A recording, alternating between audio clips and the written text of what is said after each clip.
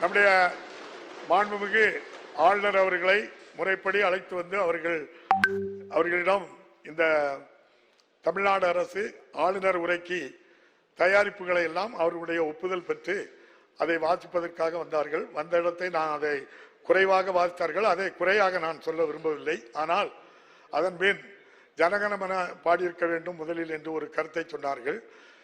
அதாவது எல்லோருக்கும் நிறைய கருத்துக்கள் இருக்கு, அவற்றையெல்லாம் பேசுவது மரபல்ல.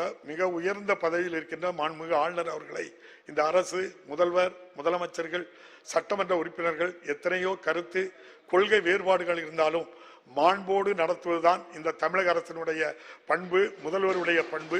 அதில் மாற்றமில்லை. நம்முடைய மாண்புமிகு ஆளுநரை நான் அன்போடு கேட்டுக்கொள்கின்றேன். உங்கள் மனதில் இருப்பதை நீங்கள் சொன்னீர்கள். எங்கள் மனதில் இருப்பதை இவ்வளவு பெரிய வெள்ளம் புயல் ஏற்பட்டிருக்கின்றது, ஒரு பைசா கூட நிதி தரவில்லை. பல லட்சம் கோடி ரூபாய் நம்முடைய மாண்புமிகு PM கேர் ஃபண்டில் உள்ளது. PM கேர் ஃபண்டு இந்திய மக்களால் கணக்கெழுத முடியாத, கணக்கு கேட்க முடியாத பண்டில் இருந்தாவது ஒரு 50,000 கோடி ரூபாயை ஐயா வாங்கி தந்தால் நன்றாக இருக்குமே என்று நான் கேட்கலாமே. நீங்கள் சவார்கர் வழியில் வந்தவர்களுக்கும் கோட்சே வழியில் வந்தவர்களுக்கும் சற்றும் குறைந்தவர்கள் அல்ல. தமிழ்நாட்டு சட்டமன்றமும் சரி என்பதை கூறி மாண்புமிகு அவை முன்னோர் அவர்கள் தீர்மானத்தை நிறைவேற்றிட்டு